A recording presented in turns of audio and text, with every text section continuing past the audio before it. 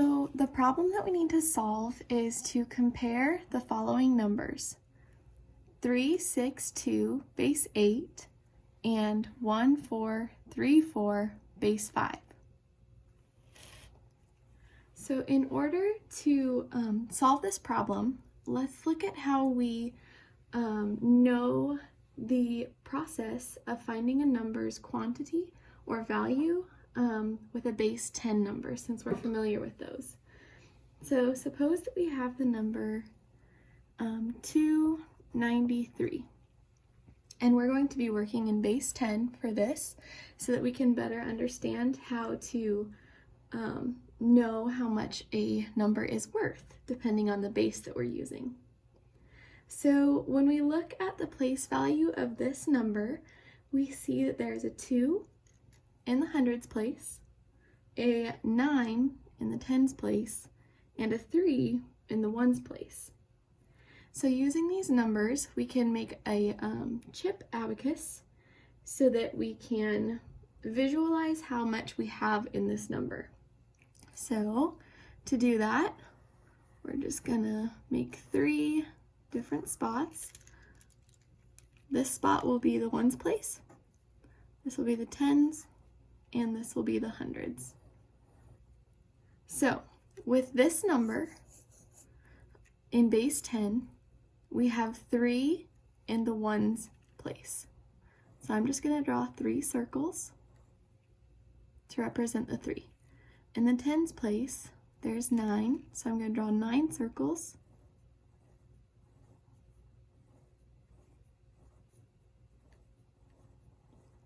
And in the hundreds place, there's 2.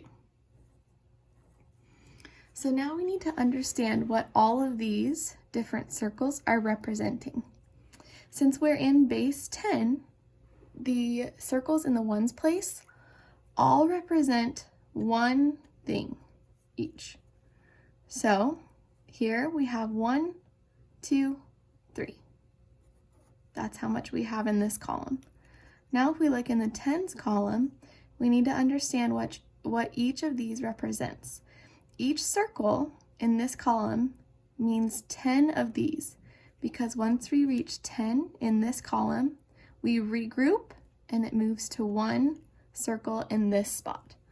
So each circle in this place is worth 10 each. So we have 10, 20, 30, 40, 50, 60, 70, 80, 90. That's 90. That can also be represented with a 10 times 9, because we have 9 circles and each one is worth 10 of the ones. So now let's move to the hundreds place.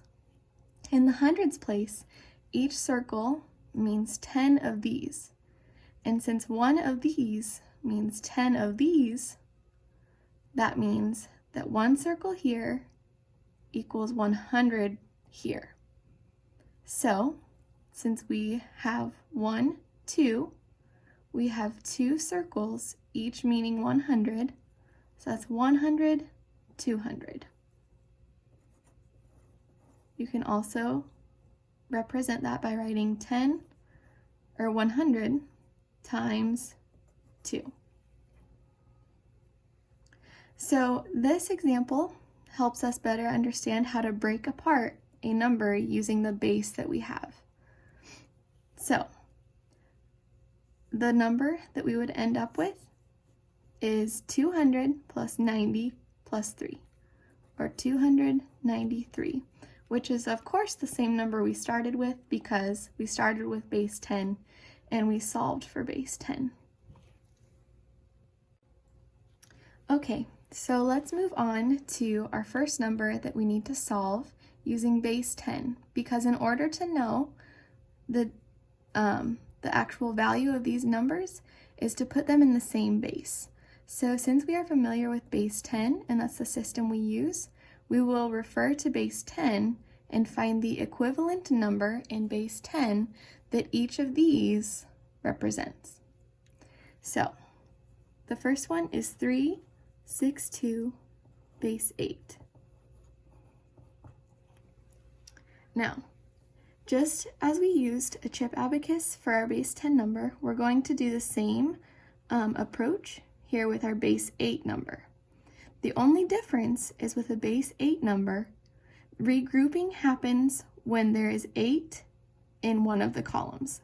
Once there is 8, then you regroup, move to the next column, and it's used or represented as 1 in a separate column. So for example, if we have a 1 base 8, or the first place value, and then the next one, once we get to 8 in this column, those regroup and become 1 in this column. So let's draw our chip abacus for our number 362 base 8. We have 3 place values. This is the farthest to the right, so I'm just going to represent it with a 1 base 8. The next one is the second place value, which I'll represent with a 1 0 base 8. The last one will be 1 0 0 base 8. So if we look in our first place value, we have 2 in this spot. So I'm going to draw 2 circles. Then we move on to the next place value, which corresponds to this one. And we have 6.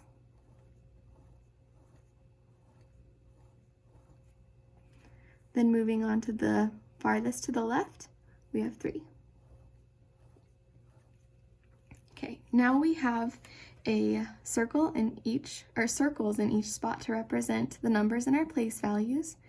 The next step is to determine what each of these circles in the different columns is worth. So in the first column, it's always worth 1 per circle. So I'm just going to write what each circle is worth underneath the chip abacus.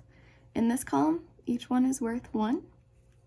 Moving on to the next column, we need to understand that as soon as we reach 8 in this column, like what I showed up here, we regroup and put 1 in the next column.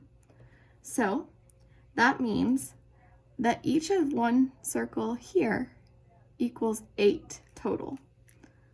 So each circle in this column will be worth 8. Now the next column up is a little bit more complex to find the number just because it gets bigger. But really all you do is imagine that you have 8 of these, because once you have 8, you'll regroup again and put 1 in this column. So how many is 8 of these? Well, that's 8 pieces of how many? 8. So we can simply take 8 times 8, because that means that there's 8 circles, each representing 8. And we get how many the circles are worth in this column. So 8 times 8 is 64. And then that's how much each circle is worth in this column. So after we do that, we need to count up how many circles we have. In this one, we have 1, 2. Each of those circles means 1 per circle, so that's a total of 2. Each of the circles in this column equals 8, so we have 8 plus 8 plus 8 plus 8 plus 8 plus 8, or 8 times 1, 2, 3, 4, 5, 6. 8 times 6 is 48, so that's what those circles represent. In this column, each circle means 64. So we have 64 plus 64 plus 64.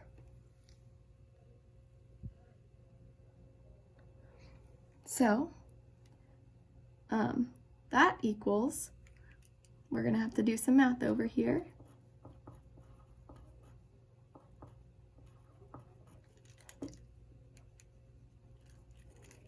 Okay, 4, 8, 12, 6, 12, 18, 19. So we have 192 in this column. Then we add all of these numbers. So 192 plus 48, it's 10, 9, 10, 11, 12, 13, 14, 240 plus 2 is 242. So our final answer is 242. So 362 base 8 is equivalent to 242 base 10. Moving on to the next number, we have 1, 4, 3, 4 base 5. I should have written with letters.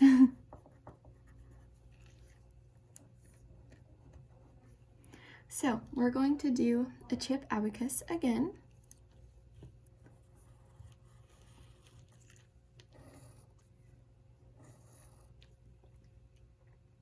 So in our, we have 4 columns this time.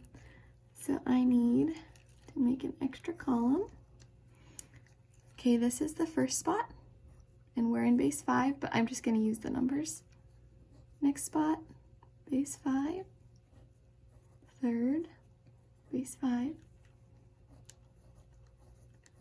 base 5. Okay, so let's fill in each of the columns with how many circles there are. In the first place, there's 4. The second place, there is 3. In the next place, there's 4.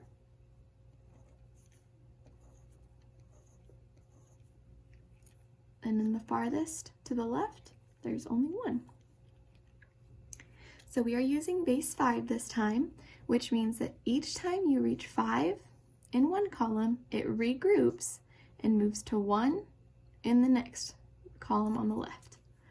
So our first column, each circle is worth 1 each. So let's write that down so we remember.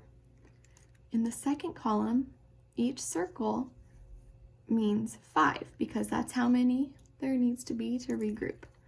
So let's write that down.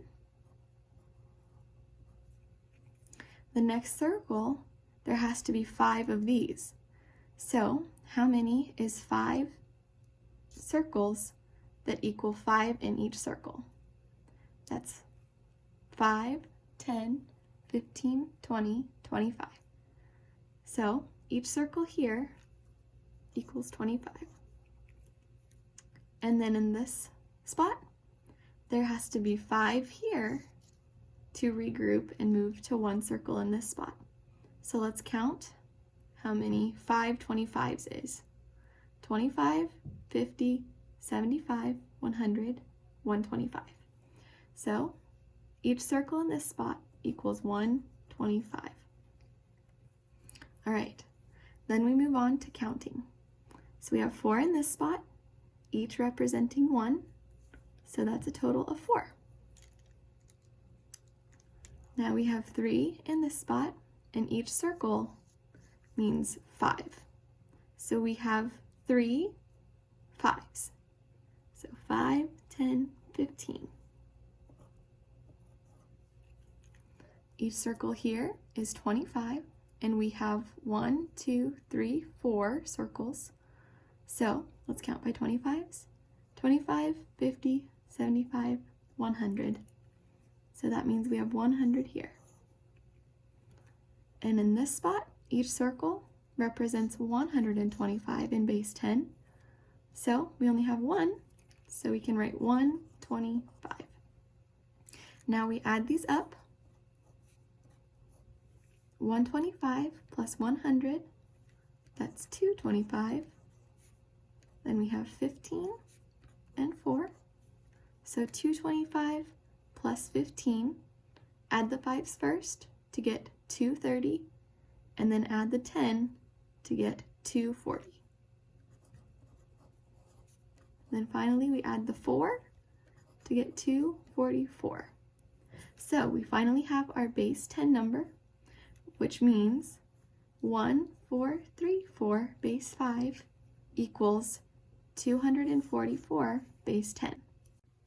So now that we're done converting our numbers to a base 10 number, we can see that 362 base 8 equals 242, and 1434 base 5 equals 244.